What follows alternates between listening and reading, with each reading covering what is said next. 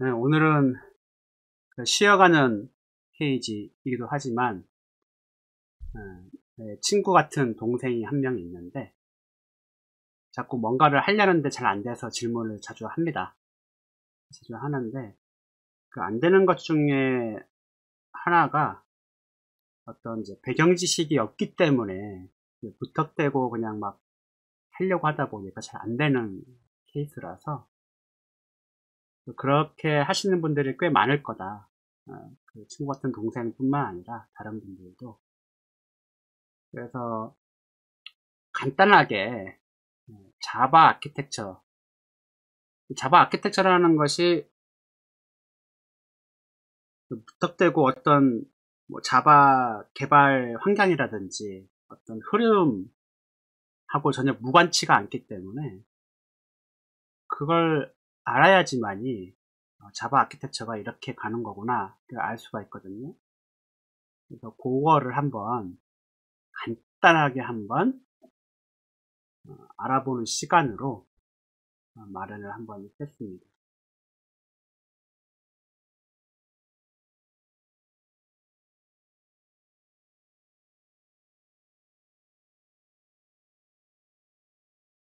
지금의 아키텍처를 얘기를 한다 그러면 마이크로 서비스가 됐든 모놀리틱 아키텍처가 됐든 다양한 형태의 이제 아키텍처들이 존재하는데 기본적으로 이런 아키텍처들이 거의 대부분입니다. 클라이언트가 이렇게 있을 거고요. 앞에 웹서버가 있고 그 다음에 뒤에 이제 와스 서버라고 하는 게 있는데 와스 서버는 이제 일반적으로 우리가 알고 있는 이제 다이나믹 컨텐츠를 생성하기 위한 그런 게 있는 거죠.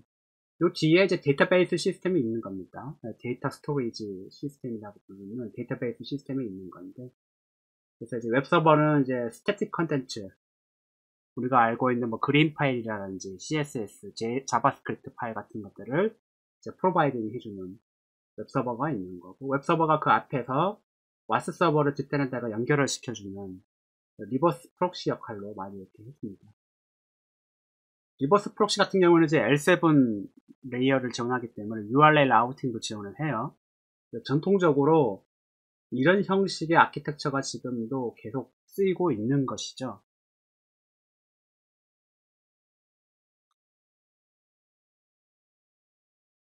우리가 흔히 알고 있는 렉 서버, 그러니까 IDC 서버에다가 우리가 알고 있는 이제 서버들을 막 집어넣고 이렇게 구성을 한다라고 했을 경우에 기본적으로 이제 웹 서버와 와스 서버가 있는 거고요. 와스 서버 앞에는 이제 웹 서버를 놓고 그리고 이런 것들을 이제 로드 밸런싱을 하기 위해서 로드 밸런서라는 장비를 앞에다가 붙입니다. 보통 이제 스위칭 장비도 많이 붙이기도 하고 하긴 하지만 보통 그쵸 이제 스위칭 장비이지만 스위칭 장비 내에 로드 밸런서 역할을 같이 들어가 있는 펑션이 들어가 있는 그런 하드웨어 장비를 이렇게 붙입니다. 여기다가 이제 공인 IP를 붙이는 거죠. 도메인도 여기다가 붙여버리고 그 클라이언트는 접속을 로드 밸런서에 있는 도메인 IP 주소로 접속을 하는 겁니다. 로드 밸런서는 그 요청을 받은 다음에 뒤에 URL이라든지 어떤 규칙에 의해서 라우팅 규칙에 의해서 이제 웹서버에다가 요청을 하고 웹서버는 리버스 프록시나 그런 걸로 해서 와스 서버로 이제 갖고 오는 그런 형식으로 이제 이게 이제 기본적인 아키텍처라고 보시면 됩니다. 뒤에 이제 데이터 스토리지, 데이터베이스 시스템이 있으면 웹서버, 와스 서버, 데이터베이스 서버 해서 3티어, 3티어, 티어라는 말을 써요. 그래서 3티어 아키텍처 이렇게 부르는데 기본적인 아키텍처라고 보시면 되는 거죠. 웹서버에서는 이제 리버스 프록시 같은 기능을 하는 것이 이제 주요한 기능이기 때문에 이런 기능을 할 수 있는 웹서버로 이제 현재 전 세계적으로 엔진엑스 제일 많이 씁니다. 엔진엑스가 리버스 프록시 설정하기 쉽고 간결하죠. 기능도 그렇게 많이 필요 없고 리버스 프록시라 그러면 기능이 많이 필요가 없습니다. 그리고 이제 컨텐트 프로바이딩 할 때도 역시나 스태틱 컨텐트 프로바이딩 할 때도 그 아파치 웹서버보다는 엔진엑스가 훨씬 기능이 뛰어나요, 성능이. 그래서 이제 엔진엑스를 쓰는 경우가 굉장히 많이 있습니다. 근데 이제 이거를 AWS 클라우드로 이제 가지고 오면 이런 형식으로 바뀌게 됩니다. 로드 밸런서가 있는 거죠. 그렇죠? 로드 밸런서가 있어요. AWS에 로드 밸런서가 있습니다. ELB라고 부르는 서비스가 있는데, 엘라스틱 로드 밸런서 이렇게 되어 있는데, 이제 세 가지 타입의 로드 밸런서가 있습니다. 네트워크 로드 밸런서, ALB, 애플리케이션 로드 밸런서, 클래식 로드 밸런서가 있는데, 클래식 로드 밸런서는 이제 없어질 거예요. 없애버리겠다. 이제 공지가 나왔기 때문에, 이제 애플리케이션 로드 밸런서가 이제 그거를 전부 다 이제 갖고 가게 되는 거죠. 애플리케이션 로드 밸런스는 L7 레이어를 지원을 합니다. OSI 7 레이어 중에 L7 레이어까지 지원을 하기 때문에 HTTP의 URL 라우팅을 지원을 해줍니다. 그리고 헤더 파일을 수정할 수가 있어요. 헤더 파일이 아니라 이제 HTTP 헤더를 이제 수정을 해줄 수가 있는 거죠. 그 앞단에 넷 서버에서 했던 이 물리적인 로드 밸런서를 AWS ALB라고 하는 매니지드 서비스가 대신 해주는 겁니다. 그 뒤에는 이제 웹 서버가 있는데, 요거는 이제 그냥 EC2 인스턴스에다가 웹 서버를 올리는 거죠. EC2 인스턴스에다가 뭐 예를 들어서 뭐 CentOS라든지 우분투 운영체제가 설치되어 있는 AMI를 가져다가 거기에다가 이제 뭐 엔진엑스를 설치를 하든 아파치 웹 서버를 설치를 하든 하면서 하게 되고요. 이걸 뒤에다가 이제 와스 서버가 이렇게 프로바이드, 역시 리버스 프록시로 해갖고 와스 서버 뒤에 있는 데이터 스토리지로 불리는 데이터베이스 시스템을 가지고 가는 거죠. 리버스 프록시 역할을 해주는 건 동일합니다. 그렇죠? AWS 클라우드로 넘어왔다 하더라도 비슷하다. 서비스가 이제 어떤 걸 쓰느냐에 따라서 달라지는 거긴 하겠죠.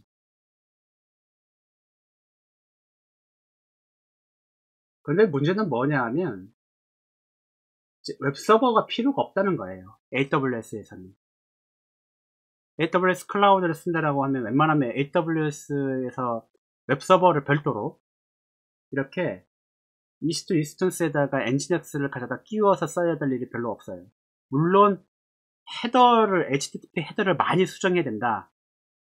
그러면 이제 약간 좀 얘기가 틀려질 수는 있는데, 그렇게 헤더를 많이 수정해야 되느냐, 그렇게까지 가야 되느냐, 그건 잘 모르겠고, 그렇게 많이 이제 수정을 해준다라고 하는 거는 뭔가 좀 서비스에 뭔가 변화를 좀 줘서 헤더를 좀 덜 수정하면서도 할 수 있게. 왜냐면 헤더 수정을 많이 한다는 거는 결국엔 이제 웹서버에서 하는 일을 많이 한다는 거고, 연산을 많이 해야 되기 때문에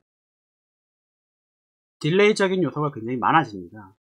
웹서버는 이제 스태틱 프로바이딩하고 리버스 프록시 역할만 해주면 되기 때문에, 리버스 프록시는 사실 다 뒤로 패스 시키는 거거든요. 끌고 와갖고 컨텐트 프로바이딩을 뒤로 패스 시켜서 이제 그거를 전달해주는 게이트웨이 역할을 해주는 거라서, 웹서버에서 빠르게 뒤에 이제 컨텐츠 와스 서버로 넘겨주는 것이 성능상으로 좋은데, 웹서버에서 뭔가 연산을 많이 한다라고 하면 성능이 안 좋아져요. 그래서 HTTP의 헤더를 많이 수정한다. 그거는 좀 서비스를 만들 때에 좀 고려를 해야 되는 상황입니다. 많이 고치는 거는 별로 좋지는 않아요. AWS에서는 웹서버가 필요가 없다는 거예요. 왜? 이런 식으로 아키텍처를 그리면 웹서버가 필요가 없게 됩니다. ALB에서는 그냥 바로 뒤에 와스 서버를 붙이고요. URL 라우팅으로. 그리고 그 스태틱 컨텐츠 같은 경우는 S3 버킷에다가 S3 서비스가 있죠. 오브젝트 스토리지에 S3라는 서비스가 있는데, 얘가 이제 그 웹서버처럼 서비스를 해주는 기능이 있습니다. 스태틱 컨텐트 프로바이딩 기능이 있어요. 그냥 이 자체가. 그게 있으니까 여기다가 뭐 그림 파일이라든지 아니면 뭐 CSS 파일이라든지 JS 파일 같은 거 올려놓고, ALB 같은 경우에는 그냥 다이내믹 컨텐츠 와스 서버를 뒤로 그냥 바로 붙입니다. 그러면 호출을 하는데 이것도 호출해야 되고 이것도 호출해야 되니까 그거를 앞에 클라우드 프론트를 붙여주는 거예요. 그러면 클라이언트는 클라우드 프론트에 호출을 하는 겁니다. 클라우드 프론트에다가 도메인을 붙이는 거죠. 여기다가 도메인을 호출할 테니까 클라우드 프론트에도 도메인이 붙습니다. 그 뒤에는 이제 스태틱 컨텐트 같은 경우는 S3 버켓을 지정을 해주고, 다이내믹 컨텐트 같은 경우에는 ALB 주소를 이렇게 입력을 해줍니다. 그래서 뭐 서브피스 확장자가 뭐 2로 떨어진다던가 아니면 JSP라든가 이런 거, 아니면 뭐 확장자가 CSS라든지 뭐 그림 파일 뭐 이런 것들, 아니면 일괄적으로 URI가 만약에 스태틱으로 들어오는, 뒤에 뭐 도메인이 있고 뭐뭐.com 다음에 슬래시 스태틱으로 들어왔다 라고 했을 경우에는 그냥 S3로 가게끔, 이렇게 나머지는 ALB로 처리하게끔, 이런 규칙들을 다 줄 수가 있어요, 클라우드 프론트에서는. 그렇게 되면 웹서버가 필요가 없습니다. 웹서버가 그렇게 필요치가 않아요, AWS 클라우드로 했을 경우에는. 이게 3티어를 구성하는 기본 베이직 아키텍처라고 보시면 됩니다. 물론 이렇게 해줘도 됩니다. 이렇게 해도 되는데, EC2 인스턴스를 설치를 한 다음에 엔지니어스를 해준다. 그럼 엔지니어스를 관리를 해줘야 되는 포인트가 생기게 되는 거예요. 그런데 이 같은 경우에는 ALB 그리고 S3 같은 경우는 다 그냥 매니지드 서비스거든요. 매니지드 서비스이기 때문에 그냥 비용만 지불하면 관리 포인트가 별로 안 나와요.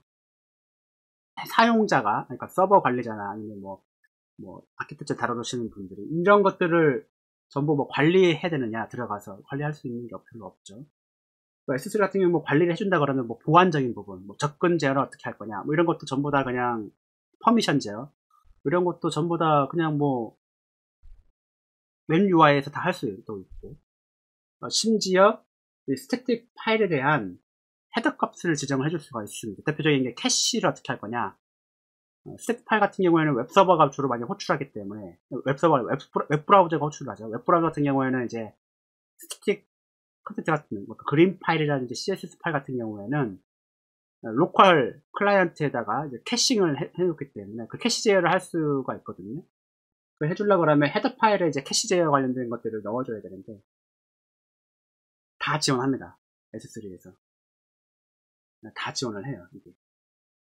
그래서 이렇게만 구성을 해주고 앞에 클라우드 프론트를 붙여주면, 이거 엔드포인트 주소로 해갖고 붙여주게 되면 이거 자체가 웹서버의 역할을 하나가 할 수 있는 겁니다. 굳이 이렇게 OS까지 올리면서 해줄 필요가 없다는 거예요. 그렇죠? 네. 그래서 이렇게 3티어 구성이라 하더라도 뭐 모노리틱이 됐던 뭐 마이크로 서비스가 됐던지 간에 AWS에서 뭔가 제공하는 매니지 서비스를 이용해서 할 수 있다라고 하면 그걸 100% 활용하는 것이 어찌 보면 관리 비용을 굉장히 싸게 가져갈 수 있는 그런 이제 아키텍처 설계가 되는 겁니다. 장애가 안 나는 것이 제일 좋거든요. 장애가 나고 나면 어쨌거나 저쨌거나 비용이 들어가기 때문에 이렇게 매니지드 서비스를 사용해서 들어가는 비용하고 장애가 났을 때에 지불하는 비용하고 비교를 해보면 장애가 났을 때에 지불하는 비용이 훨씬 비싸요. 그래서 굉장히 장애가 안 날 수 있는 방향으로 처음부터 아키텍처를 설계하는 것이 되게 좋다.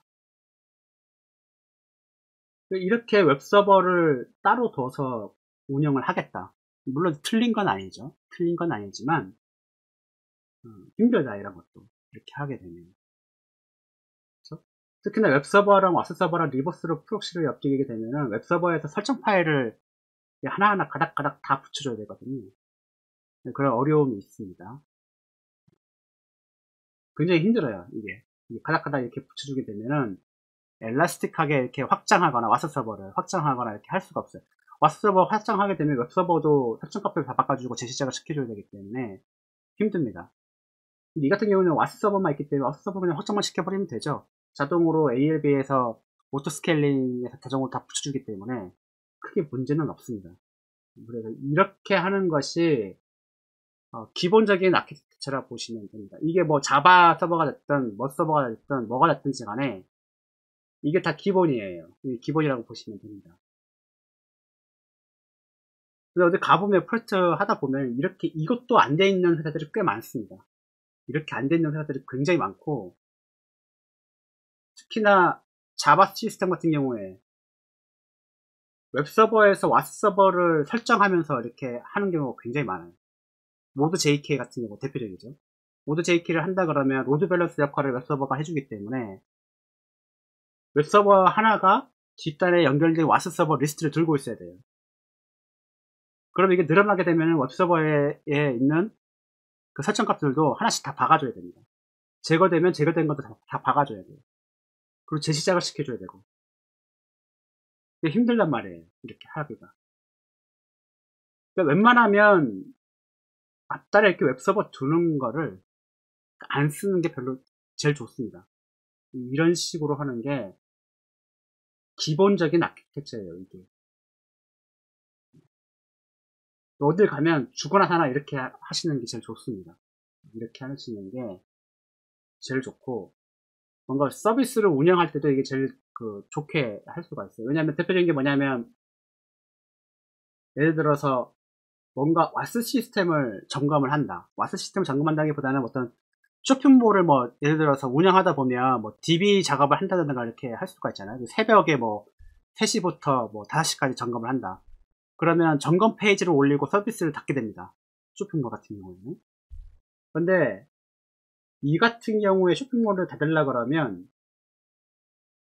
뭔가 안내 페이지 같은 것도 올려줘야 될 거 아닙니까? 그래서 새벽 3시부터 5시까지 뭔가 DB 작업으로 인해서 잠시 운영을 중단합니다. 이런 공지 페이지 같은 거를 올리려고 그래도 웹서버에서 뭔가를 띄워놓고 뭔가를 해줘야 됩니다.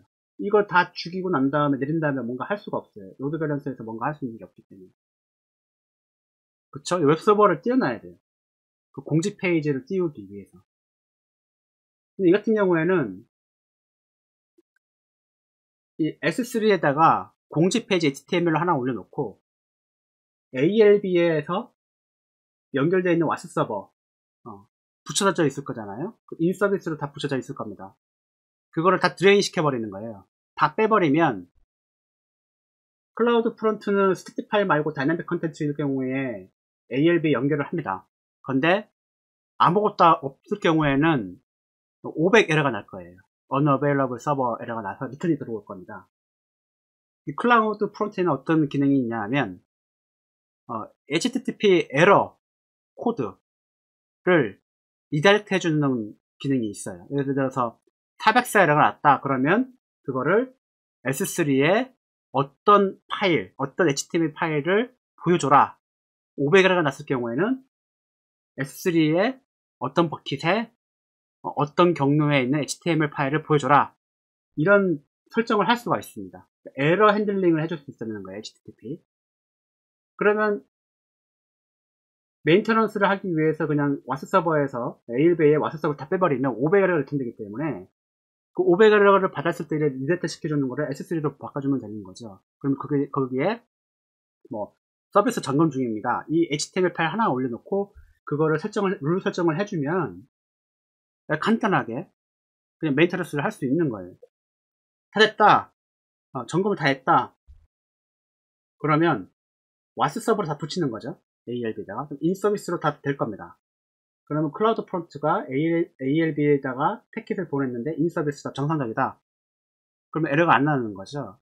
그러면 점검 페이지로 띄워주는 것이 아니라 그냥 인서비스로 그냥 서비스가 오픈이 되는 겁니다. 이런 식으로 뭔가 관리하거나 할 때에도 이 아키텍처가 굉장히 쉽습니다. 운영하기도. 이 같은 경우에는 하려고 그러면 굉장히 힘들어요. 비용이 많이 들어가는 겁니다. 손이 많이 간다. 잔손이 많이 간다는 거는 이제 비용이 많이 들어간다는 거거든요. 이 같은 경우에는 이제 비용이 좀 적게 들어가면 그렇게 할 수 있는 것이죠. 그래서 3티어로 뭔가를 한다. 자바든 뭐든 간에 이런 구조다. 웹서버를 웬만하면 안 쓰려고 하십시오. 안 쓰려고 하는 방향으로 아키텍처를 구성하는 것이 굉장히 좋아요. 물론 이제 클라우드 프론트가 그렇게 싼 건 아닙니다. 싼 것도 아니고 약간 좀 비용이 들어가요. 그리고 국내에만 서비스 할 건데 굳이 CDN 서비스 써야 되느냐? 국내에서 서비스 할 목적으로만 생각하지 마시고 요걸 가지고 이제 웹서버를 어떻게 대용품으로 할 수 있는 엔드포인트를 가져갈 수 있다 라는 걸로 보시면 클라우드 프론트의 효용성은 굉장히 크게 다가올 수밖에 없는 것이죠. 사실 그 친구 같은 동생이 질문을 했던 것 중에 하나가 뭐냐면, 자기는 AWS의 ECS 서비스를, 메이저 서비스를 가지고 뭔가 서비스를 하고 싶은데, ECS는 이제 도커 시스템이거든요. 도커 시스템인데, 도커 기반의 시스템입니다. 엘라스틱 컨테이너 서비스이기 때문에, 뒤에 이제 톰캣 마스 서버를 놓고, 앞에 웹 서버를 두고 싶은 거예요. 그거를 하나의 ECS로 배포를 하고 싶은 거죠. 제가 답변한 거는 뭐냐 하면, 이거랑 비슷한 겁니다. 쉽게 말하면. 이런 식으로. 이게 이제 ECS 시스템으로 이제 바뀌었다고 보시면 되는 건데, 제가 뭐라고 답변해 줬냐면은, 웹서버는 필요가 없다. ECS 할 때는. 웹서버를 왜 두려고 하느냐. 더군다나 마이크로 서비스처럼 이제 해줘야 되는데, 이걸 왜 둬야 되느냐. 그렇게 아키텍처 설계는 안 한다. 이런 식으로 한다는 거죠. 이런 식으로. ECS 시스템도 똑같습니다. 웹서버를 웬만하면 없애버리고 이런 식으로 다 하고, 이렇게 되어 있는 EC2 인스턴스를 그냥 ECS로 바꿔놓으시면 되는 거예요. 어차피 ECS도 앞단에는 이제 ALB를 붙이기 때문에 얼마든지 이런 아키텍처 그림이 나올 수가 있는 겁니다. 굉장히 기본적인 아키텍처가 되는 거죠. 그런데 한 가지 더 알아둬야 될 건이 뭐가 있냐면, 컨테이너하고 EC2하고 뭔 차이냐. 그쵸? 네, 차이가 뭔 차이냐. 그리고 이런 차이가 어마어마한 차이점을 만들어내는 겁니다. 완전히 시각이 달라지는 거예요. 컨테이너라는 것하고 EC2 인스턴스를 가지고 서비스를 구축할 때는 굉장히 달라집니다. 여기 보시면 이제 그 버추얼라이제이션이죠. EC2 인스턴스, 그러니까 AWS의 EC2 인스턴스는 가상 시스템입니다. 물리적인 하드웨어 시스템 위에 가상의 운영체제를 올리는 거죠. 여러 개를 올릴 수가 있습니다. 그렇게 하기 위해서 이제 필요한 기술이 이제 하이퍼바이저라는 것이 있는데, 하이퍼바이저가 있죠. AWS EC2 인스턴스에 구현하는 가상화 기술 하이퍼바이저는 니트로라는 겁니다. 니트로 하이퍼바이저. 이렇게 이제 되어 있죠. AWS의 공식 문서 보면 니트로 하이퍼바이저라는 말이 나옵니다. 실제로.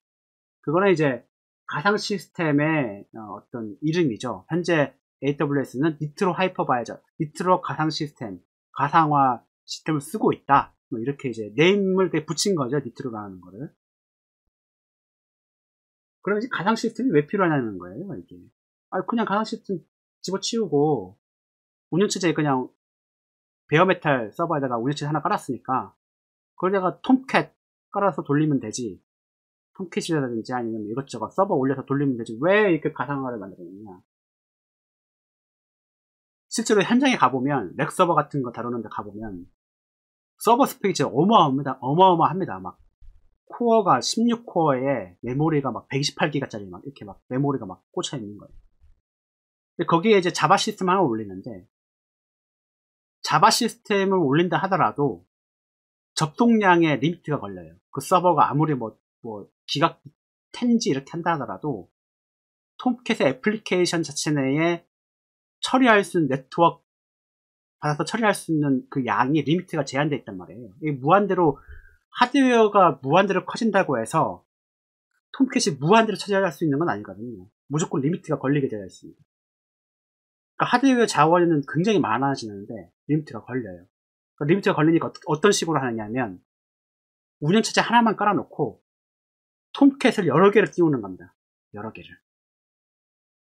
서버 하나에 여러 개를 띄우는 거예요. 여러 개를 띄우고 그 앞단에 웹서버를 놓고 그 여러 개에 띄워진 인스턴스에다가 각각 이렇게 리버스 프록시를 다 붙이는 거죠. 라우팅을 다 하게끔. 근데 그렇게 하면 되지 않냐? 문제가 생깁니다. 그렇게 하면. 왜? 운영체제 하나에다가 톰캣을 여러 개 띄우게 되면 자원 경쟁이 생겨요. 톰캣끼리. 와스 서버끼리 자원 경쟁이 생기게 됩니다. 그걸 볼 수 있는 것이 뭐냐 하면 리눅스 시스템의 컨텍스트 스위칭이라는 VM 스텝 명령을 이렇게 쳐보면 나오는 컨텍스트 스위칭이라고 하는 그런 걸 볼 수가 있어요. 매트릭을. 그게 굉장히 크게 증가해. 자원 경쟁이 벌어지면 컴퓨터 시스템의 CPU는 이것 처리했다가 이것 처리했다가 A 처리했다가 B 처리했다가 왔다리 갔다리 하게 됩니다. 그게 컨텍스트 스위칭이에요. 쉽게 말하면. 자원 경쟁이 일어난다는 겁니다. 자원 경쟁이. 자바 시스템은 JVM 기반인데 처음에 시작할 때 메모리를 딱 할당하고 시작해서 요거만 써 이렇게 했는데 무슨 메모리 자원 경쟁이 생기느냐? 생깁니다. 특히나 자바 8, 자바 9, 자바 10, 자바 11 이렇게 넘어오면서 네이티브 메모리를 쓰게끔 다 바꿔놨어요. 대표적인 게 NIO, 2 이런 같은 경우, 네트워크 IO 라이브러리 같은 경우는 네이티브 메모리를 끌어다 쓰게 되어 있습니다. 자바에서도. 그러다 보니까 자바 시스템 JVM에다가 메모리를 뭐 80%씩 물리 메모리 80%를 할당한다. 그렇게 했다가 큰일 날 수도 있어요. 잘못하면. 네이티브 메모리가 부족하게 되면 자바 시스템이 돌아가지 않을 수가 있어요. 예전에는 그렇지 않았죠. 최근에는 네이티브 메모리를 많이 씁니다. 자바 시스템도. 그리고 자원 경쟁이 벌어지는 거예요. 운영체제 내에서. 자바 인스턴스를 여러 개 띄웠다. 그러면 굉장히 이 자원 경쟁이 일어나게 되면은 시스템 성능이 굉장히 저하가 됩니다. 그래서 자원 격리를 하려고 그러면 운영체제를 나눠야 돼요. 운영체제를. 그래서 운영체제를 여러 개씩 나눠서 할 수 있는 방법이 없을까 해서 나온 것이 버추얼라이제이션, 가상화 기반이라는 겁니다. 이렇게 게스트 OS 위에다가 애플리케이션이 올라가 있죠. 운영체제를 이렇게 나누게 되면은 이들 사이에 자원 경쟁은 일어나지가 않아요. 하이퍼바이저가 이 게스트 OS에다가 자원을 하나만 한번 할당을 해버리면 그걸 넘을 수가 없거든요. 애플리케이션은. 그 이상을 가져갈 수가 없어요. 그리고 이 게스트 OS 내에 애플리케이션 하나씩만 띄우면 되기 때문에 그 리미트 제한에 걸리는 그 맞는 자원만 딱 할당하면 되기 때문에 나눠서 할 수가 있다는 거예요. 그래서 격리된 자원을 사용한 애플리케이션을 설치할 수 있어요. 여기다가. 그런데 조건이 뭡니까? 반드시 운영체제가 있어야 된다는 거예요.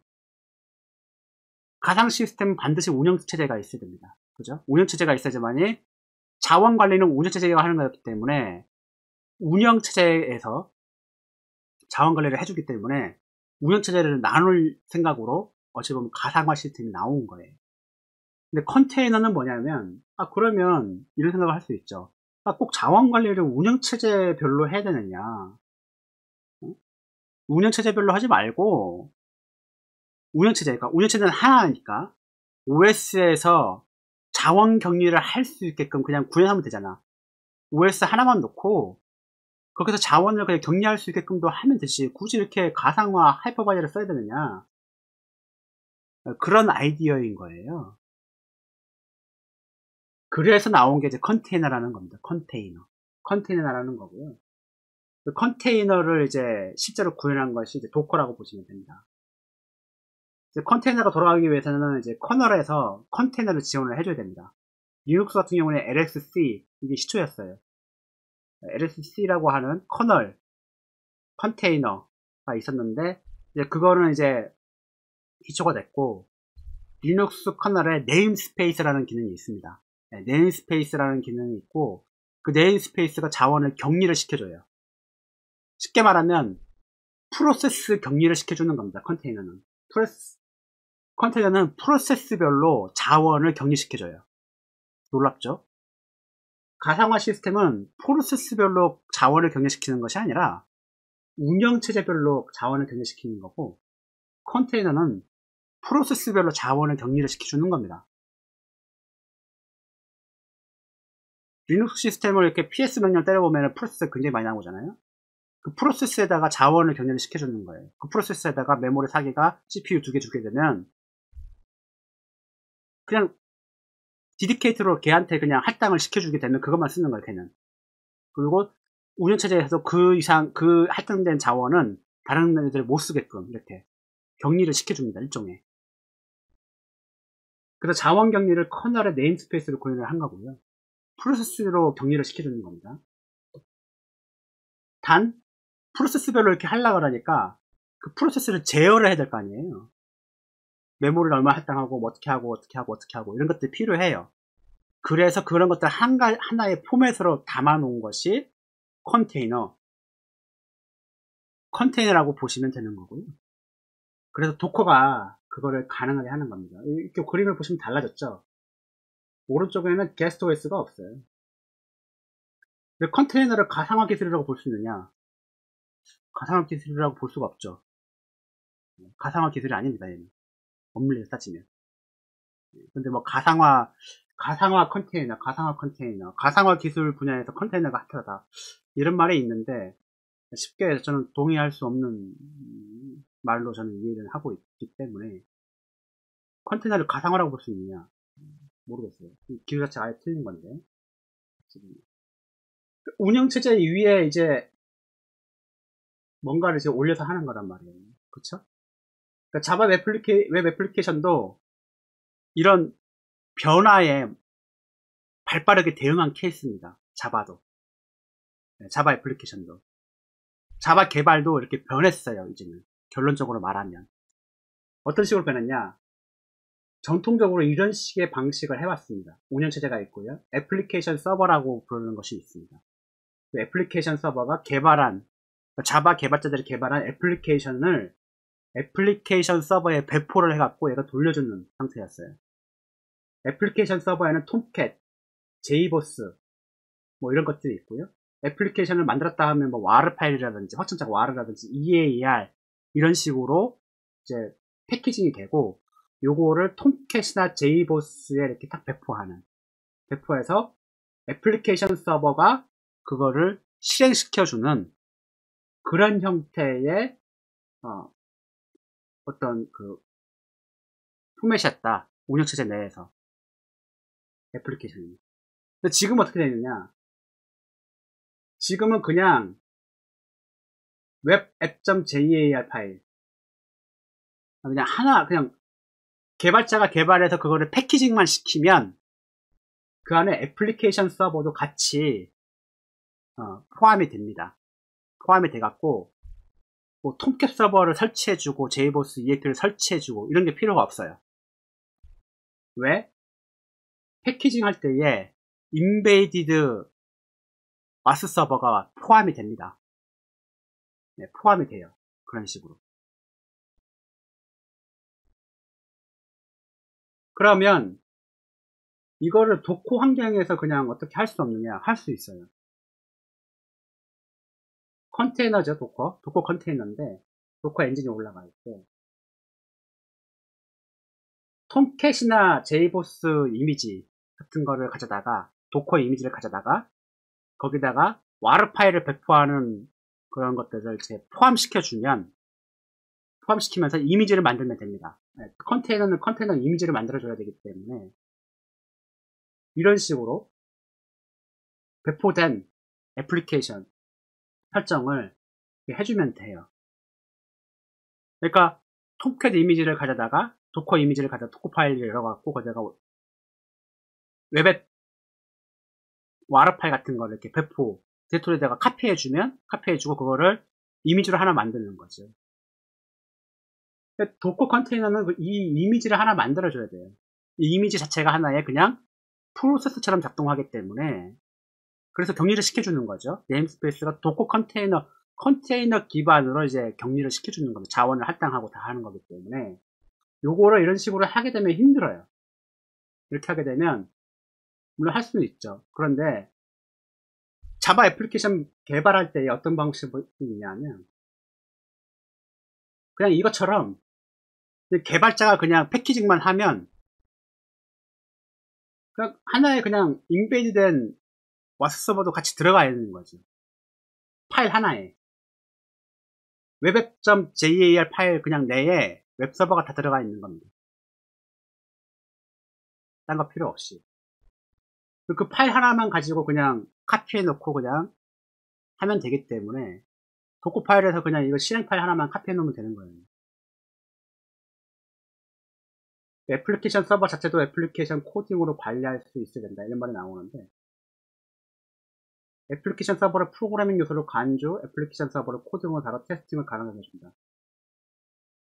기존에는 톰캣 서버, 뭐 JBoss EAP 같은 경우에는 그냥 뭐 와스 엔지니어가 다루는 거고, 애플리케이션 만든 거는 개발자가 만드는 거고, 관리 포인트가 달랐단 말이에요. 이것도 전부 다. 그쵸? 근데 이렇게 인베디드 된 애플리케이션 서버가 들어가 있으면은 이 애플리케이션 서버 자체를 코딩으로 다룰 수가 있어요. 코딩으로. 전부 다. 코딩으로 다룰 수가 있습니다. 코딩으로 다룬다는 말은 뭐냐면 애플리케이션 서버 자체를 테스팅할 수 있다는 거예요. 설정 파일이나 이런 것도 다 코딩으로 되어 있기 때문에 그거 코드가 제대로 설정이 되어 있느냐 이런 거를 다 테스팅을 할 수 있어요. 코딩 테스트를 하려고 그러면 코드가 있어야 돼요. 톰캣이 설정이 제대로 되어 있느냐 이걸 테스팅하려고 그러면 코드로 되어 있어야 되는데 이거 할 수가 없었거든요. 지금은 바뀌어 있다. 코딩으로 코딩 테스트 다 할 수 있어요. 설정 것도 전부 다. 그래서 자바 세계도 이렇게 변했다는 거예요. 이런 식으로. 톰캣 같은 거 막 고민할 필요 없다. 개발 단계에서 그냥 다 해버린다는 거예요. 개발자가 이제는. 인프라 엔지니어, 와스 엔지니어가 했던 거는 이제 개발자들이 다 할 수 있을 정도로 개발 분야로 다 포함이 돼버린 겁니다. 이게 중요한 변화 중에 하나예요. 자바라고 하면 이제 스프링을 얘기를 안 할 수가 없어요. 자바 개발할 때는 스프링 프레임워크를 뭐 거의 한 90% 이상은 다 쓰기 때문에 하게 되는데 문제는 뭐냐? 스프링에 두 가지의 줄기, 갈래가 나눠졌습니다. 처음에는 왼쪽에 있는 이것밖에 없었어요. 스프링. 정확한 스프링 MVC, 스프링 MVC 프레임워크 3.9 버전으로 아마 되어 있고요. 나와 있는 걸로 알고. 얘는 이제 뭐 2점대를 넘어섰죠. 그럼 차이점이 뭐냐? 이 왼쪽에 있는 걸 가지고 프로젝트를 만들게 되면 애플리케이션만 나옵니다. 뭐뭐.war, 뭐뭐.ear 이렇게 실행하기 위한 애플리케이션이 컴파일돼서 이제 클래스 파일로 묶여있는 그런 파일만 나오는 거예요. 그 파일 자체가 실행할 수는 없어요. 왜? 와스 서버가 없으니까. 그러면 그 파일은 와스 서버에 배포해서 서비스하는 그렇게 되어 있고요. 스프링 부트 같은 경우에는 와스 서버가 인베디드 되어 있습니다. 기본적으로. 그냥 내가 헬로 월드만 찍었다 하더라도 와스 서버가 그냥 인베딩 돼서 돌아가요. 자동으로. 얘가. 엄연히 다른 거죠.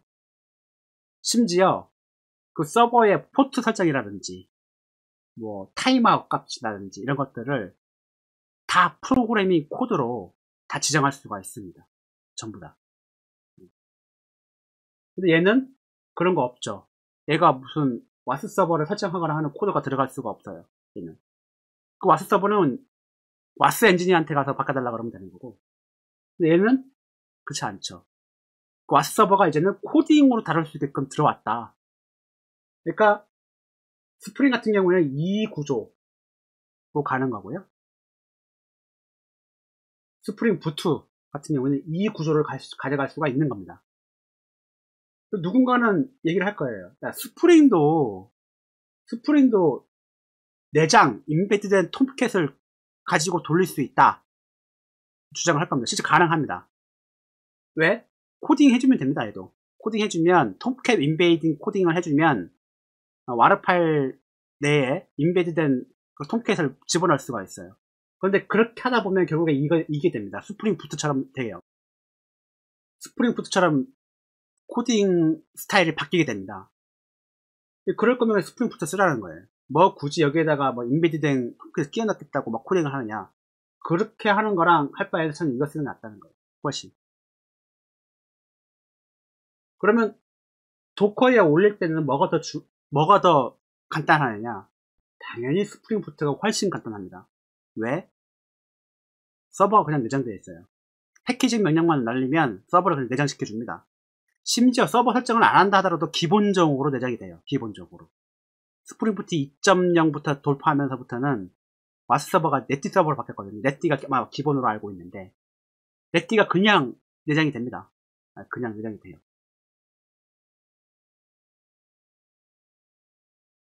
물론 왼쪽에 있는 방식이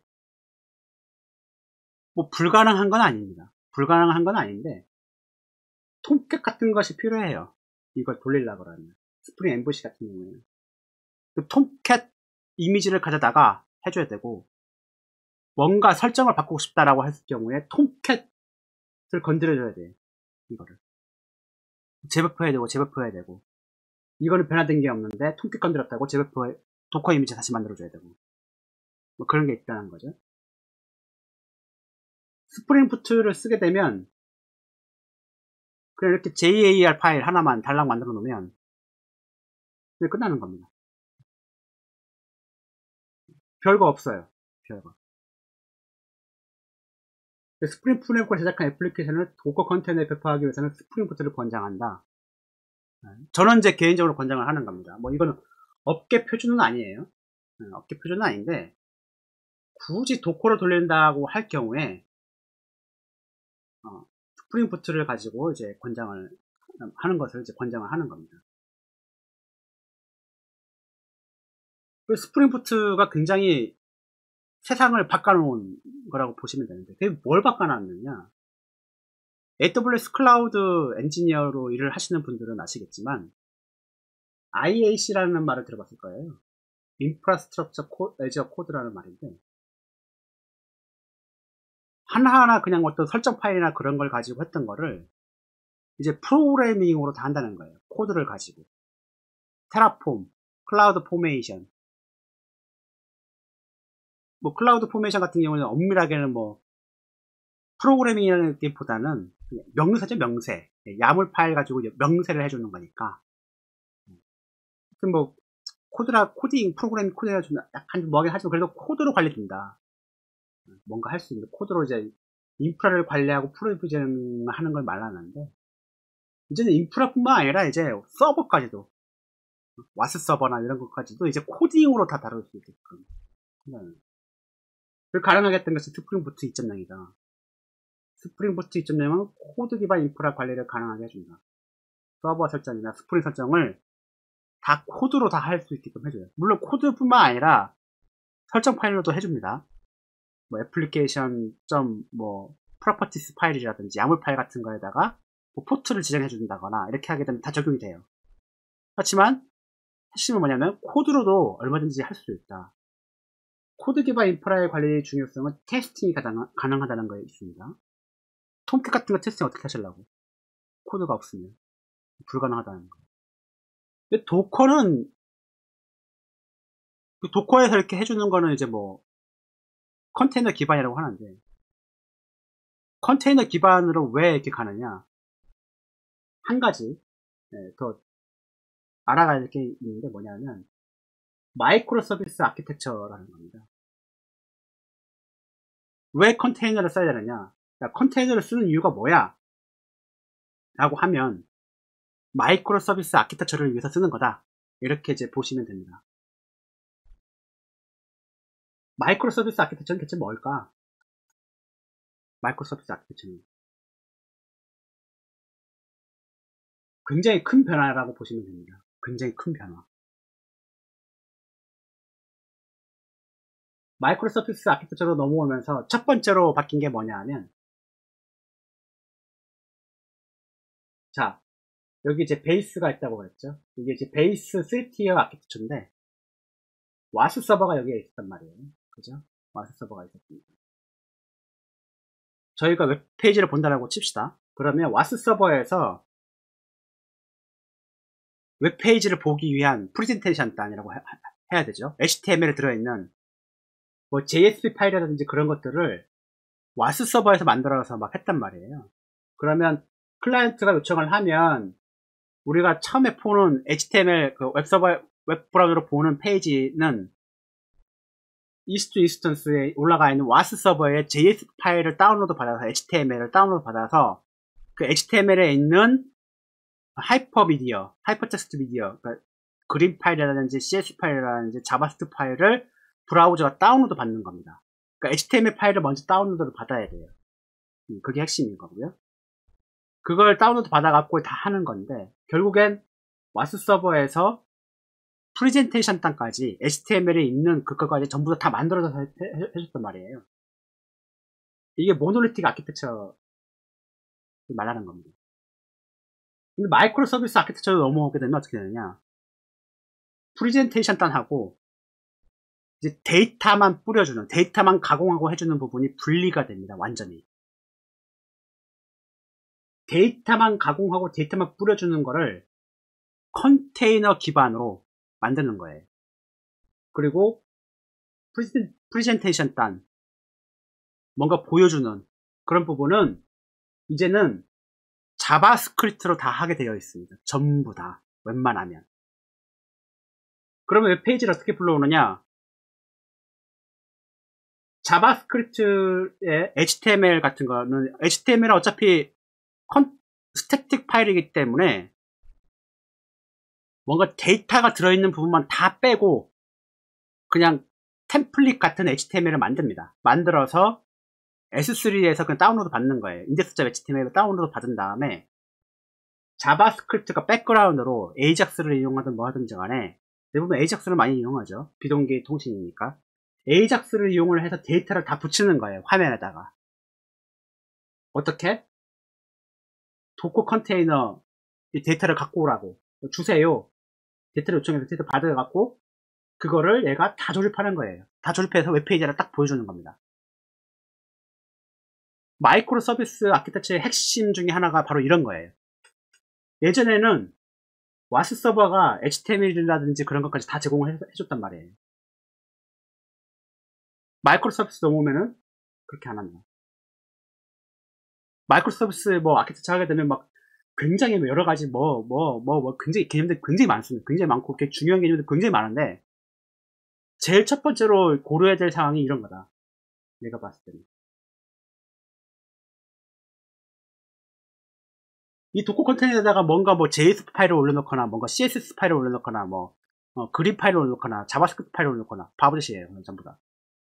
쉽게 말하면 클라이언트가 여기다가 index.html 요청을 하게 되면 S3에다가 올라가 있는 index.html 파일을 리턴을 시켜줍니다. 리턴을 시켜주면 브라우저는 그 다운로드 받자마자 자바스크립트를 이용해서 화면에 빈 공간으로 되어 있던 곳을 데이터를 채워넣어야 되잖아요. 백그라운드로 요청을 다시 하는 거예요. 그래서 데이터만 받아오게끔 데이터 받아갖고 탁 하게끔.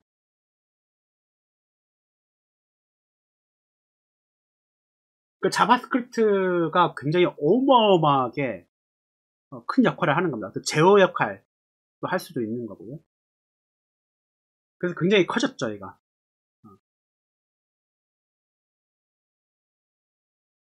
자바스크립트가 진짜 그래서 중요해지는 겁니다. 어찌 보면. 실제 그렇게 하고 있느냐. 마이크로 서비스로 만들어지는 컨버시트 UI, 조합되는 UI라고 되어 있는 건데, 여기 보시면 이렇게 되어 있어요. 마이크로소프트사에서 이거 개념 설명하면서 만드는 건데 갖고 온 겁니다. 제가 만든 것도 아닌데. 여기 왼쪽에 보시면 컨버시트 UI라고 되어 있는데, 컨버시트 UI는 이제 조합되는 UI라는 말이에요. 아마존닷컴 메인 페이지죠. 보시면 메인 페이지가 이렇게 통째로 있었는데, 예전 같았으면 이걸 그냥 와스 서버 하나가 그냥 다 제공했던 거예요. 다 제공했는데 다 쪼갠다는 거예요. 이거를 위에 있는 거는 얘가, 중간에 있는 거는 얘가, 이런 식으로.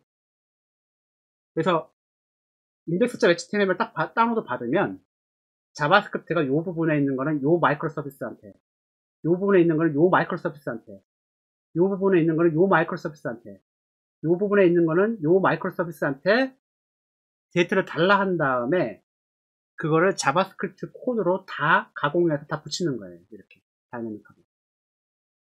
어디서? 웹브라우저에서. 마이크로 서비스는 여기에 붙이기 위해 필요한 데이터만 제공해 주는 거예요, 전부 다. 이런 식으로. 백엔드 마이크로 서비스라고 되어 있죠. 그죠? 그러면 이해는 할 수 있을 거예요. 왜? 마이크로 서비스가 뭐냐라고 했을 경우에 이 말에 답이 있는 겁니다. 마이크로 서비스가 뭡니까? 굉장히 컸던 하나를 통짜로 만들었던 거를 서비스가 가능한 모듈이거든요, 어찌 보면. 서비스가 가능한 모듈 혹은 배포 가능한 모듈로 쪼개서 그거를 조합해서 서비스가 되게끔 하는 것, 이게 마이크로 서비스라고 보시면 됩니다. 마이크로라기 때문에 이 컨테이너로 되어 있는 것들은 굉장히 작아요. 굉장히 작은, 그러니까 작은 단위의 서비스라는 거예요. 마이크로라는 말이 되게 작다라는 말이잖아요, 그렇죠? 현미경을 마이크로스코프 이렇게 부르는데 굉장히 작은 거를 볼 때 쓰는 게 현미경이란 말이에요. 작다. 서비스가 굉장히 작은, 서비스를 하는데 굉장히 작은 역할만 하는 서비스를 가져다가 쪼개놓고 하는 거예요. 그죠? 예전 같았으면 통째로 그냥 다 하느라고, 요거 하나 그리는 것만 해도 통째로 다 하느라고 아주 그냥, 요거 하나 바뀌면 요거 바뀌는 부분만 또 코딩 그 부분만 되어있는 코드를 또 바꿔주고 막 했었는데, 그러다 보면 실수할 수도 있거든요. 사람이란 건 실수하니까. 근데 얘는 이 마이크로 서비스가 담당하는 거니까 얘는 이것만 담당하는 거예요. 역할이 축소되죠. 마이크로 서비스는 작으면서도 역할 하나만 하는 거예요. 하나만. 통째로 다 했을 때 이거 다 보여줘야겠지만 이것저것 다 기능이 들어갔지만 마이크로 서비스는 하나의 역할만 반복적으로 수행하고 하나의 역할만 책임지는, 작게, 그리고 작게 만드는 거예요. 작게. 그러다 보니까 이렇게 애플리케이션 내에 인베이드된 와스 서버라고 하더라도 그 작은 서비스를 제공하기 위할 정도의 성능은 충분히 나오는 겁니다. 그러니까 이렇게 톰캣, 제이보스, EAP 이런 게 거대한 와스 서버가 필요가 없는 거예요. 그리고 이 같은 경우에는 뭐 하다 보면은 막 뭐 CPU 뭐 8코어에 16기가 막 애플리케이션 서버가 그렇게 막 자원을 막 할당하고 막 쓰죠. 정통적으로. 근데 이 같은 경우에는 마이크로 서비스일 경우에 어떻게 됩니까? 커봐야 메모리는 512. 그쵸? CPU도 뭐 코어 단위가 아니라 그 유닛 단위, CU 단위라고 돼갖고 뭐 128, 256 이런 식으로 할당을 합니다. 그러면 얘가 굉장히 작은 애니까 컨테이너가 이 역할만 하는 컨테이너가 하나만 있으면 되겠냐? 안 그렇다는 거예요. 매우 작게 적은 비용으로 적은 자원을 할당해서 여러 개를 만드는 겁니다. 이런 거를 백몇 개씩 만드는 거예요. 이런 것도 백몇 개씩 만드는 거예요. 그런데 이게 막 백몇 개씩 만들고 백몇 개씩 만들고 백몇 개씩 만들고 이거 어떻게 다 관리하려고 사람이. 그리고 자바스크립트로 뭐 이렇게 끌고 온다 그러는 데이터를 이거 하나하나씩 다 알아야 돼. 아, 이거는 이 마이크로 서비스가 하는 거니까 얘한테 호출해야겠구나. 이거는 얘가 하는 거니까 얘한테 호출해야겠구나. 머리 터집니다. 그렇게 하면. 그래서 어떻게 하느냐. 이런 식의 아키텍처를 만드는 겁니다. 대부분. 앞에 API 게이트웨이라는 걸 만들어요. 클라이언트는 API 게이트웨이만 호출을 하는 겁니다. 전부 다. 그러면 얘가 요청을 받아서 다 쪼개주는 거예요. 아, 얘는 맨 위에 배너, 그냥 중간에 프리미엄 광고, 얘는 베스트 상품 목록들. 호출할 때는 API 게이트웨이만 호출하면 얘가 쪼개준다. 물론 호출할 때 파라미터 값으로 뭔가 알려줘야겠죠. 베스트 상품 갖고 오게 해주세요. 뭐 그런 것들을 이제 뒤에 붙이는 건데. 그리고 이게 막 몇몇 개씩, 많으면 몇천 개씩 이렇게 있을 수도 있고, 서로 데이터를 주고받을 수도 있겠죠. 관리를 해야 된다는 거예요, 마이크로 서비스를. 그래서 이걸 관리하기 위해서 나온 것이 마이크로 서비스 오체스트레이션이라고 부르는 거죠. 쿠버네티스가 그래서 필요한 거예요, 이게. 아니면 도커는 도커 수험이 있습니다. 이런 식으로 아키텍처가 변하게 됩니다.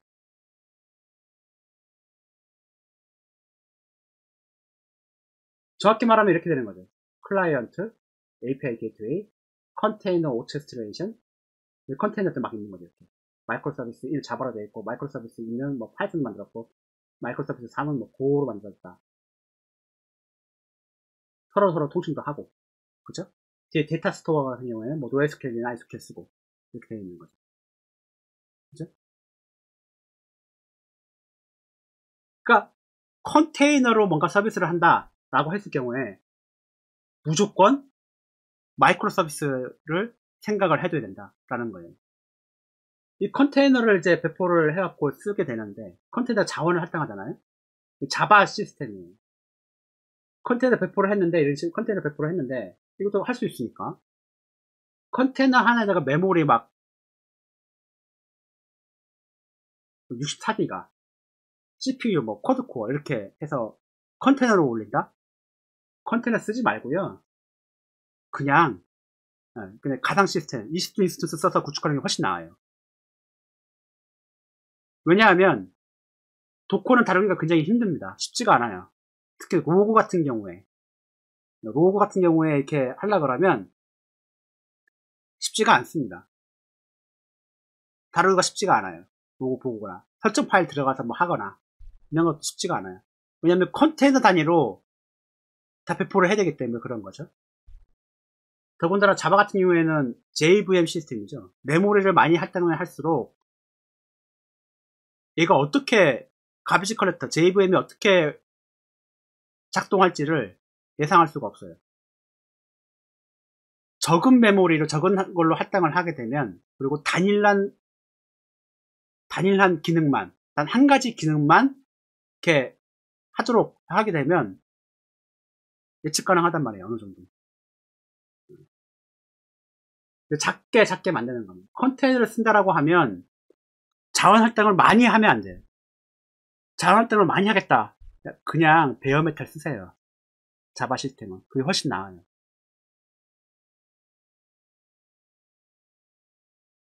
지금 뭐 어딘지 구체적으로 얘기는 안 하겠는데 뭐 카드사 혹은 은행 여기서 보면 클라우드로 막 쓰는 회사들이 있어요. 전환해서. 근데 쿠버네티스를 쓰겠대. 쿠버네티스는 마이크로 서비스 아키텍처를 쓰겠다는 건데 웃긴 게 뭐냐면 파드에다가 웹로직을 올리겠대요. 파드에다가 웹로직 올리고 거기다가 와라 파일 배포해갖고 돌리겠다. 그 웹로직을 그냥 컨테이너 기반으로 해서 올리겠다는 거거든요. 바보 같은 짓입니다. 웹로직이요 어마어마하게 무거워요. 네. 웹로직 하나만 그냥 띄워놓으려고 그래도 자원 소모량이 어마어마합니다. 거기에다가 이제 와라 파일까지 배포하고 막 하면서 그거를 컨테이너로 관리를 하겠다? 미친 짓이에요, 미친 짓. 내가 봤을 때.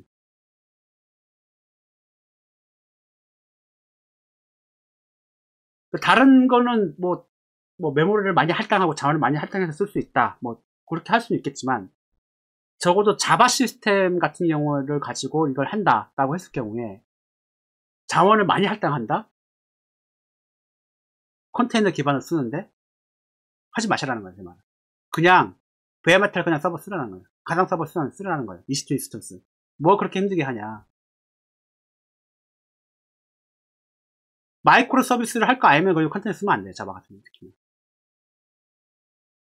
그러면 실제로 어떻게 뭐 자바 스프링 프레임워크가 어떻게 다른지 좀 봐야 좀 그래도 머리에 좀 들어오지 않겠어요? 그래서 제가 간단하게 어떻게 다른지를 내가 간단하게 설명을 해드리겠습니다. 자, 여기 보시면 이클립스가 있습니다. 이클립스가 있는데 버전이 이렇게 두 개예요. 보면 이클립스도 이렇게 버전이 두 개가 있습니다. 왜 그러느냐? 스프링 MVC를 위한 이클립스가 따로 있고 스프링 부트를 위한 이클립스가 따로 있어요. 다릅니다. 완전히. 여기 보면 위에 워크스페이스 스프링 툴 슛 4.11.0 릴리즈 이렇게 되어 있죠. 스프링 툴 슛 4 이렇게 되어 있어요. 줄여갖고 STX라고 부릅니다. STX4 이렇게 되어 있죠. 오른쪽에 있는 거는 워크스페이스 STX 3.9.17 스프링 툴 슛 3 이렇게 되어 있어요. 그쵸? 버전이 다릅니다. 완전히. 그리고 아래쪽에 보면 이렇게 아이콘도 달라요. 약간. 그죠? 모양도 다르고. 그죠? 다릅니다. STX3 3버전은 스프링 MVC를 위한 스프링 MVC 프레임워크를 위한 개발 툴이에요. 얘가. 스프링 툴 슈트 4 STX4는 스프링 부트를 위한 개발 툴입니다. 다르냐? 다릅니다. 자, 스프링 MVC 심플 스프링 5에서 이제 스프링 프레임워크 MVC 같은 경우에는 이제 버전이 최신 버전이 5.3.9예요. 네, 스프링 웹 MVC 이렇게 되어 있죠. 이렇게 아티팩트 아이디가 이런 것도 들어가 있고 컨텍스트, 데이터 바인드 뭐 이런 것도 다 들어가 있는데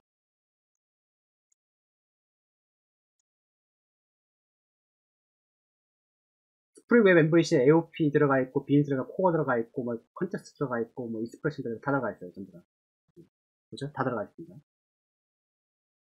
다 들어가 있는데 이게 이제 스프링부트 MVC, 스프링 MVC의 핵심, 웹 MVC라는 것이 핵심이에요. 그러면 이제 생성을 하게 되면 자동으로 이렇게 참 좋아요. 스프링 이 STX 툴은 이런 식으로 이렇게 만들어 주는데 여기 보면 이런 식으로 자, 애플리케이션 컨텍스트, 서블릿 컨텍스트 XML 파일들로 다 들어가 있습니다. 자, 파일들이 이런 식으로 이게 다 설정 파일들이에요. 설정 파일들. 그죠? 설정 파일들이고 여기 보면 이제 web.xml 뭐 이런 것도 다 들어가 있어요. 뭔가 스프링 프레임워크를 사용하는 데 있어서 뭔가 설정할 것이 있다. 프레임워크에 대한 어떤 설정을 한다라고 하면 다 XML로 다 해줘야 돼요. 그리고 여기 보면 웹 해갖고 뷰도 들어가 있죠. index.jsp 파일 이런 식으로 form.jsp 파일 이런 식으로 까보면 HTML이 이렇게 딱 들어가 있습니다. 그죠? 들어가 있어요. 그래서 이것들을 어떻게 배포 가능한 와르 파일을 만들 거냐, 패키지를 만들 거냐. 그거는 이제 메이븐 프로젝트를 이용하면 되는 거죠. 그러니까 form.xml이 메이븐 프로젝트입니다. 메이븐 프로젝트를 기반으로 만들었기 때문에 하시면 되는 건데 빌드를 해주게 되면 이런 식으로 얘가 요 자바 파일들을 다 컴파일 해갖고 패키징을 해줍니다. 알아서 배포 가능한 파일로 만들어져요. 한번 했었기 때문에 이게 있는 건데 메이븐에다가 이제 이런 식으로 인스톨을 해주든 아니 패키징을 해주든 이렇게 해주면 다 이제 해줍니다. 해주고 그 패키징 했던 파일명은 이런 식으로 앱.이라고 되어 있고요. 여기에 이제 로고를 보면 빌딩, 와르 이렇게 되어 있죠. 요 경로에 웹.와르 파일을 만들었다. 컴파일 해갖고 이게 배포 가능한 와르 파일이 되는 거예요. 그래서 여기에 한 다음에 이거를 눌러주면 이런 식으로 나오게 되어 있고요.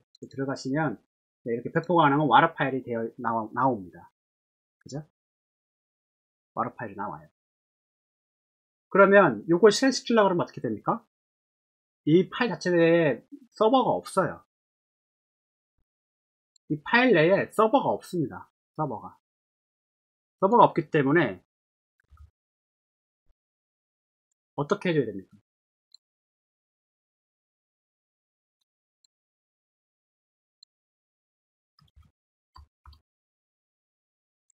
실행이 되느냐, 과연 뭐 한번 확인해 봅시다. 구로 되어있네. 이게 구로 되어있지? 수정을 해줬는데요. 수동으로 11 버전으로 그냥 하겠습니다. 그래서 이렇게 하고요. 뭐 JAR 뭐 그냥 자바로 이렇게 해보자. 주든 간에 이렇게 하면 로드할 수 없습니다. 이런 식으로 돼요. 그죠? 로드할 수 없죠, 당연히. 왜냐하면 자바 파일이 실행되려고 그러면 메인 클래스가 있어야 돼요. 메인 클래스가 있어야 되는데 메인 메소드가 포함된 스태틱 클래스가 있어야 되는 거죠. 없어요, 얘는. 이거 해주려고 그러면 어떻게 됩니까? 이거 해주려고 그러면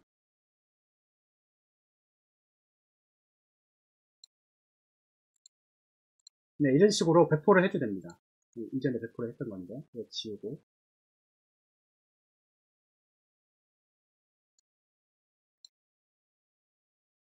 네, 이게 뒤로 들어왔죠. 톰캣 서버가 있는 배포 디렉토리에다가 카피를 해줘야 되죠. 카피를 해준 다음에 요거를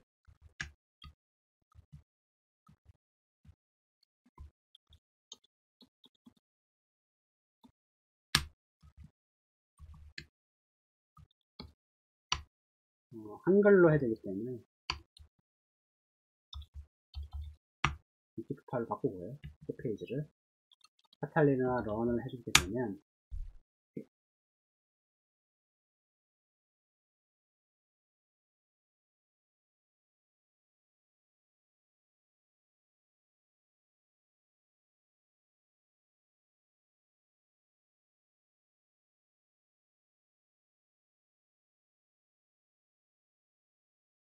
네, 이제 배포가 된 거예요. 이게. 그리고 8080으로 이제 리슨이 되고 있다. 이렇게 되어 있는 거죠. 그러면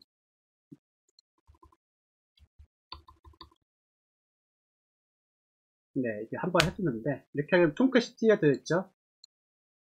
여기서 이제 배포를 했기 때문에 웹앱으로 이렇게 하게 되면 네, 제가 아까 배포했던 그 프로그램이 실행이 되는 거죠. 그죠? 근데 이게 뭡니까? 와르 파일로 배포를 했고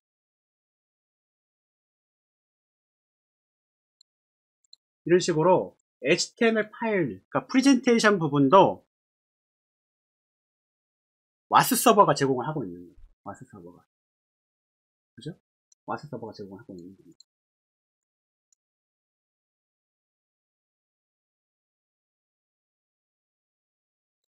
그러면 스프링 부트는 어떻게 하느냐? 스프링 부트는 프로젝트가 이래요.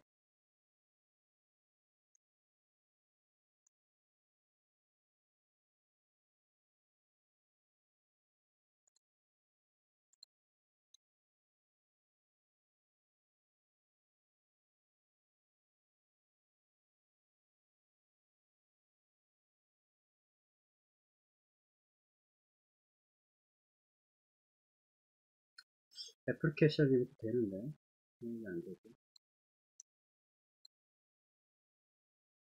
알겠습니다.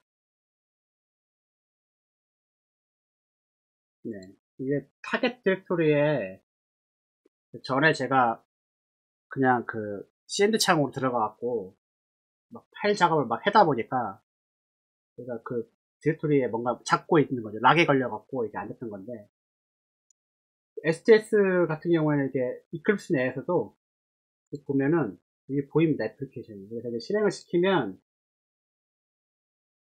네, 이런 식으로 바로 실행이 됩니다. 심지어 서버가 스타트 됐대. 네. 왜? 스프링 부트는 내장되어 있습니다. 내장되어 있어요. 웹 서버가 내장되어 있어요. 이렇게 넷비 이런 식으로.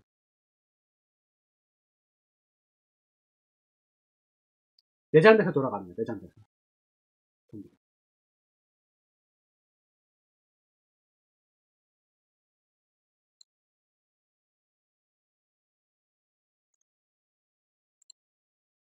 그래서 이것도 이렇게 한번 해보면,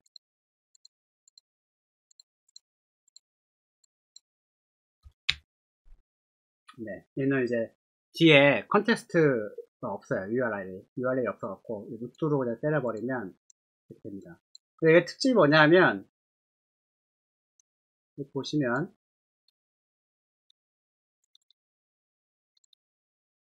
얘는 이렇게 화면 UI가 없어요. 네, 데이터만 리턴을 해준 겁니다. 그냥 문자 하나만 리턴을 해준 거예요. 네, 문자 하나만 리턴을 해주고 이런 식으로 이제 뿌려주는 거죠. 전혀 다른 겁니다. 이걸 그러면 배포를 하려고 그러면 패키징을 해야 되는데, 패키징을 어떻게 해야 되냐? 볼게요, 이것도. 패키징을 할 때는 그냥 해주면 됩니다. 그래서 패키징도 있고 인스톨도 있는데 약간 좀 다르긴 한데, 인스톨을 하게 되면 얘도 역시 타깃 디렉토리에 이걸 만들어 줍니다. 네, 만들어주죠. 만들어줬고요.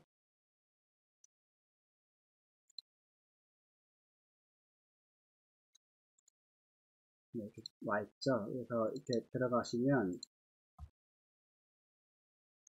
네, 여기로 한번 가볼게요. 그러면 왔죠. 이렇게 있습니다.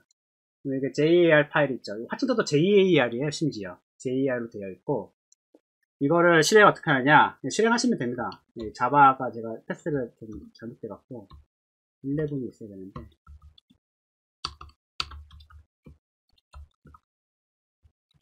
네, 이런 식으로 그냥 패키징된 JAR 파일 가지고 실행을 할 수가 있는 거예요. 이런 식으로 바로 실행이 됩니다. 그죠? 그럼 이거 그냥 도커로 그냥 만들어버리면 되겠네. 얘를 그냥. 그죠? 와르 파일 어떻게 했습니까? 톰캣을 가져다가 또 배포하고 막 해야 되는데, 얘는 그럴 필요가 없는 거예요. 이것만 가지고 그냥 하시면 됩니다. 이것만 가지고. 그죠? 이것만 가지고.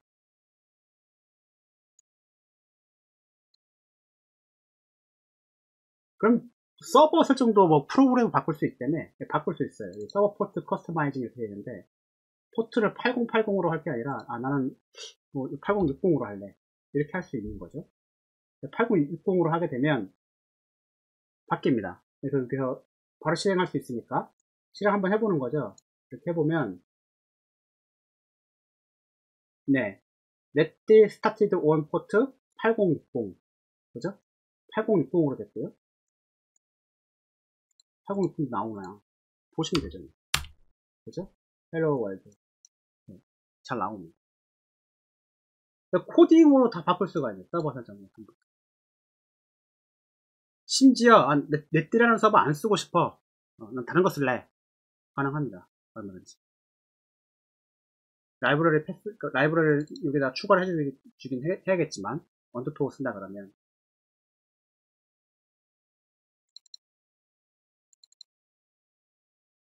그죠?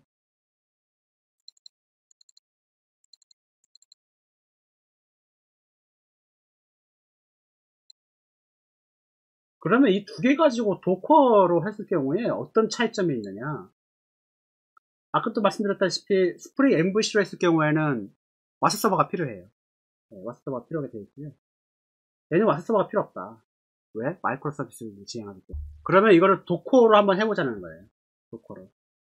그래서 이제 다 만들어 놨는데, EX앱이라는, 아까 저희들이 만들었던 스프링 부트로 만든 겁니다. 만들었던 EX앱이라는 거를 했어요. 했는데, 요거를 도커를 만들려고 그러면 도커 파일이 있어야 되겠죠.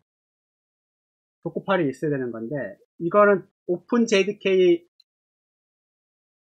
11 가지고 만드는 겁니다. 왜? 얘가 이제 11 버전이 필요하거든요. 간단해요. 그냥 이렇게만 해갖고 만들면 됩니다.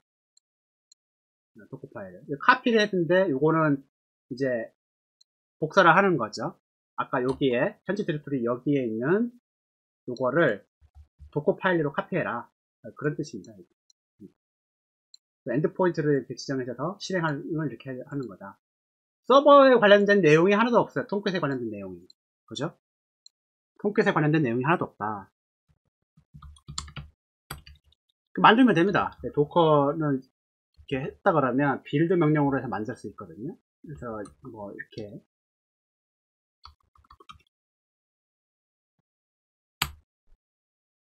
하게 되면 네, 만들어졌네요. 그죠? 그래서 이미지를 열어보면 네, 이런 식으로 되어 있죠. 그죠? 이미지가 이제 등록이 됐습니다. 로컬 레파지토리에. 실행을 해줘야겠죠? 실행을 해주면 되는 건데 실행 아주 간단합니다. 네, 실행 굉장히 간단한데 어떻게 해주느냐? 뭐 이렇게 해주면 되는 거죠. 예를 들어서 한번 실행 한번 해보도록 하겠습니다. 네, 이거는 옵션이니까.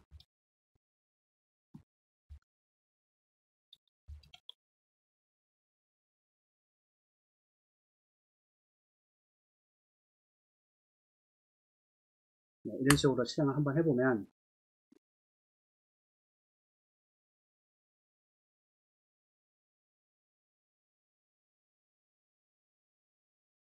네, 여기 런이 빠졌네요. 런. 네, 이렇게 하게 되면 네, 똑같이 스프링 부트 관련된 내용이 올라와요. 그죠? 스프링 부트 관련된 내용이 올라옵니다. 올라오는데 도커는 자동적으로 포트가 오프닝이 안 됩니다. 외부 접속이 되게끔 되어지가 않아요, 얘가. 그래서 포트를 지정을 해줘야 되는 거죠. 포트 포워딩을 해주는 거죠, 쉽게 말하면.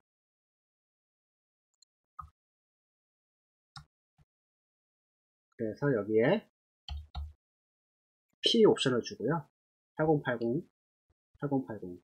네, 내부 포트를 외부 포트로 이렇게 바인딩을 해준다. 네, 그런 개념입니다. 그래서 해주게 되면, 네, 이렇게 되어 있고요.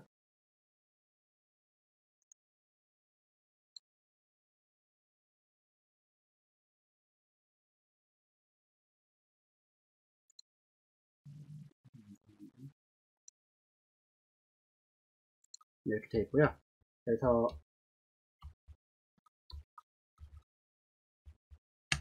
그러면 8080이 리스닝이 되고 있죠. 그래서 외부 접속이 가능합니다. 이때. 그래서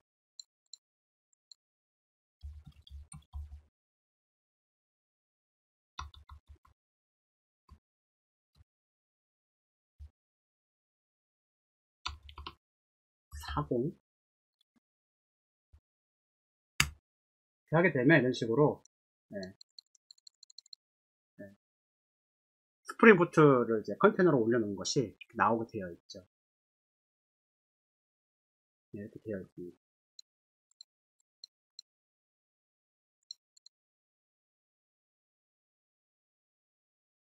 근데 스프링 부트를 쓰는 게 훨씬 간단하다. 훨씬.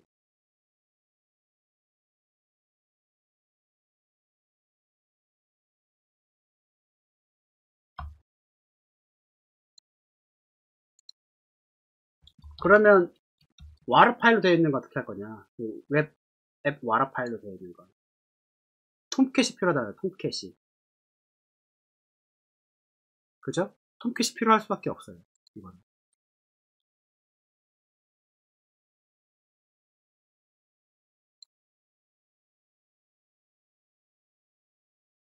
그래서 이걸 하려고 그러면 원래 이제 도커 파일로 만들어줘야 되는데 수동으로 하는 방법은 간단하게 하는 방법은 이겁니다. 그래서 뭐 예를 들어서 이겁니다. 풀을 먼저 하는 것도 톰캣 9.0 버전이 있기 때문에 먼저 이미지를 다운로드 받고요.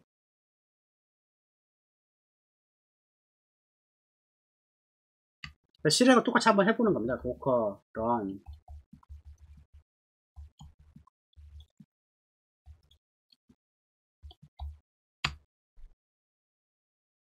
네, 이렇게 하면 실행이 되는 거죠. 외부 접속을 하기 위해서 포트가 필요하기 때문에 포트 다시 또 줍니다. 그래서 8080 이렇게 주는 거죠. 이렇게 해서 실행이 되는데, 이제 여기서 이제 실행을 해보면 이제 아무것도 안 나와요. 아무것도 안 나옵니다. 왜? 배포된 게 하나도 없으니까. 그죠? 배포된 게 하나도 없으니까 이렇게 아무것도 안 나와요.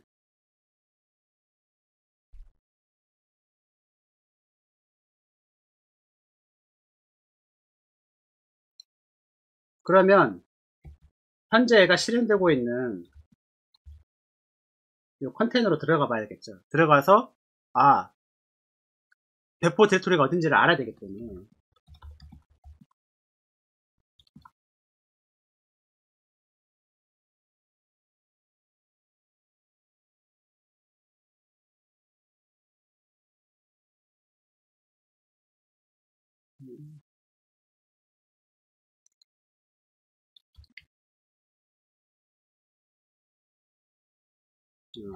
이거 안 줬거든요. 네, 이렇게 들어갔죠. 이렇게 하거든요. 새로 안 줬거든요. 그 다음에 유저 로컬 톰캣으로 들어갔네요. 그러면 여기에 웹 앱 디렉토리가 있습니다. 여기에다가 이제 집어넣어주면 되는 거죠. 그죠? 이거 집어넣어주면 되는데 아무것도 없어요. 지금 이제 그죠? 아무것도 없습니다. 아무것도 없는데 이걸 집어넣으려고 그러면 도커 cp 명령을 쓰면 됩니다. 그래서 이렇게 하고요.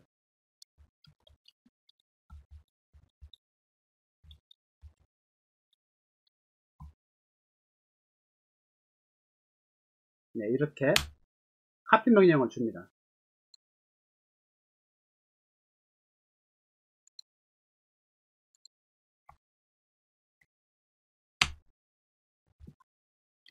들어가면 이렇게 들어가 있죠. 그리고 얘가 지금 배포였다고 이렇게 올라오죠.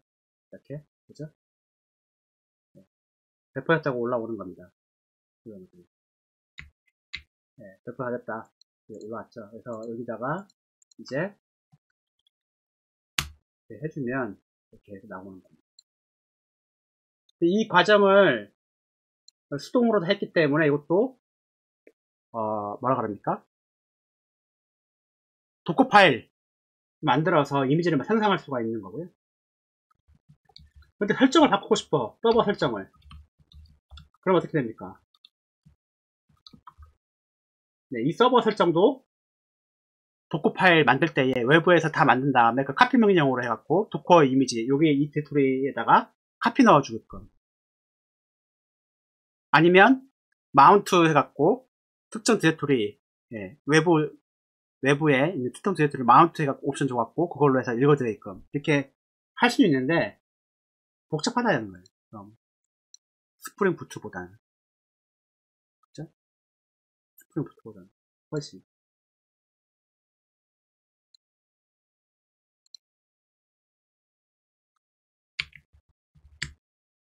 차라리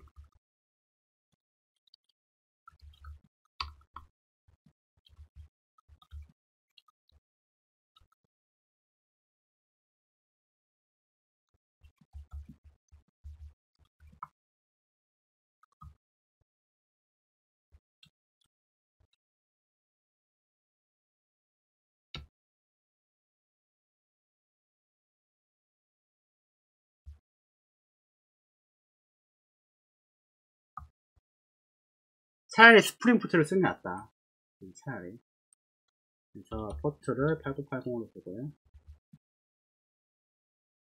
요거는 다 빼고 D 옵션을 주게 되면 데몬으로 뜨게 됩니다. 그래서 이게 되면 이런 식으로 얘가 데몬으로 떠 있죠. AWS ECS는 그러면 어떻게 하는 거냐? ECS는 태스크 디피니션이라는 것이 있습니다. 태스크 디피니션을 가지고 하는 거예요. 태스크 디피니션 가지고 하는 건데, 태스크 디피니션은 쉽게 말하면 도커 컨테이너 이미지를 뭐 넣었을 거냐, 그 도커 컨테이너의 자원 할당을 얼마만큼 줄 거냐, 그런 것들에 대한 정의서입니다. 정의서고요. 이게 버전 관리가 됩니다. 그래갖고 이 태스크 디피니션이 바뀌면 도커 컨테이너가 다시 생성돼요. ECS에 도커 컨테이너 다시 실행이 됩니다. 요걸 조합해갖고 ECS 시스템을, 도커 컨테이너를 만드는 거고요. 마지막으로 똑같습니다. ECS를 쓰든 뭘 쓰든 간에 기본 베이스는 똑같아요. 이제는 이게 전부 다 이런 식의 아키텍처를 갖고 가야 됩니다. 처음에 질문이 나는 ECS로 해갖고 앞에 웹서버 두고 와스 서버 두고 ECS로 만들고 싶다. 그럴 필요가 없어요. 이렇게 해야 된다는 거예요. 이렇게. 핵심은 UI랑 데이터 처리하는 거랑은 이제 분리를 시켜야 된다. 네, 그런 거고요. 라우팅을 하기 위해서 웹서버가 필요하다? 필요가 없어요. API 게이트웨이를 가져다가 하면 되니까. AWS에 ALB 가져다가 하면 되는 거고요. 이 그림, 이 마이크로 서비스가 어떻게 작동하는지를 잘 설명해 준 거죠. 근데 이걸 가닥가닥 호출하게 되기 때문에 컴포트 UI에서 마이크로 서비스 가닥가닥 호출해요. 네. 그럴 필요 없다. API 게이트웨이만 이렇게 팔아놓고 앞에서 다 받아갖고 이렇게 하면 되는 거고, 요거를 관리해주는 것이 이제 쿠버네티스 이런 것이 있는 거죠.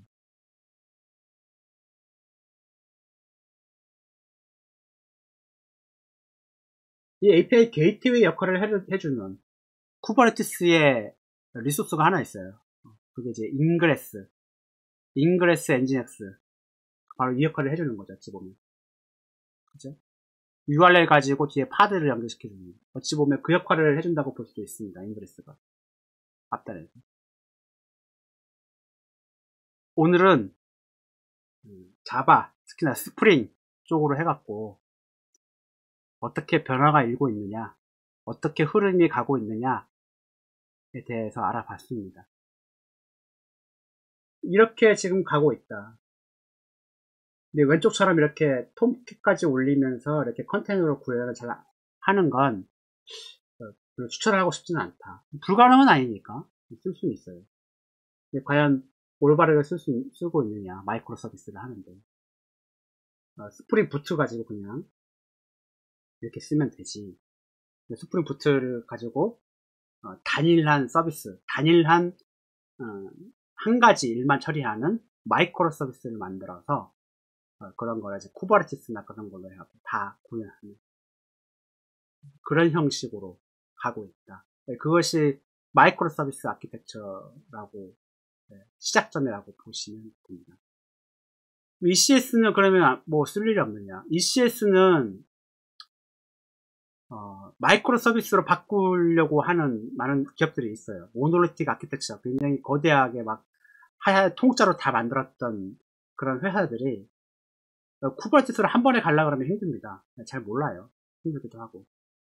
그리고 자바에 대해서 잘 모르기 때문에 자바 시스템을 마이크로 서비스로 운영한 경험이 없기 때문에 그래서 특정 기능을 떼갖고 API 형식으로 ECS로 한번 만들어 보는 겁니다. 특정 부분만. API 서비스 같은 걸로 할 때 할 수 있거든요. 많은 통짜 내에서 API로 호출할 수 있는 부분들이 많이 있어요. 그런 부분만 떼갖고 ECS로 한번 돌려보는 겁니다.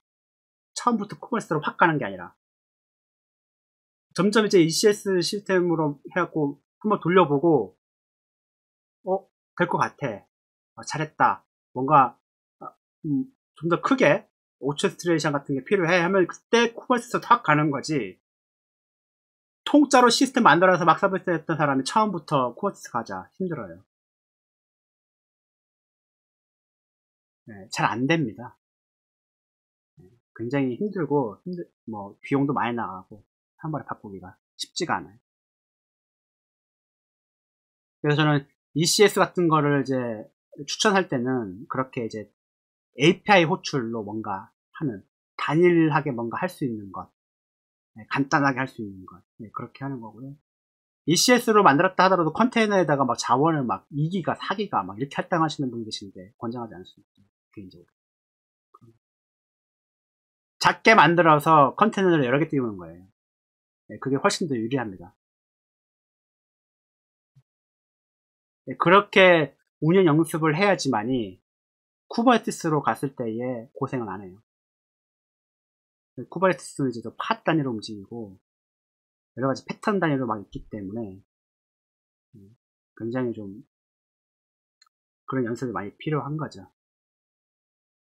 그래서 이 그림, 기본 아키텍처라고 불리는 이 그림을 잘 생각을 한번 해보시는 것이 좋을 겁니다.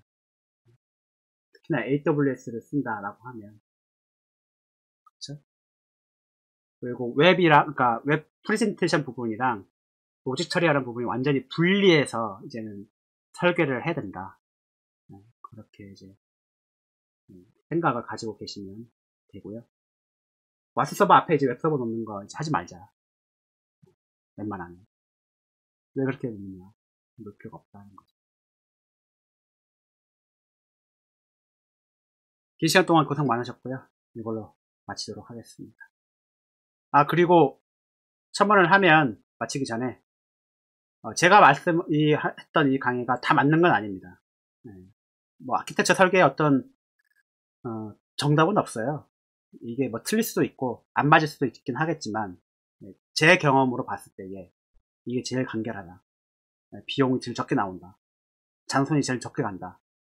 하는 걸로 말씀드렸을 뿐이에요. 더 좋은 게 있으면 더 좋은 거 쓰시면 됩니다.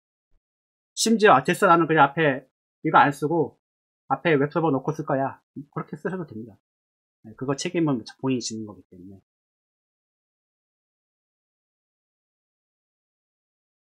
어쨌든 긴 시간 동안 고생 많으셨습니다.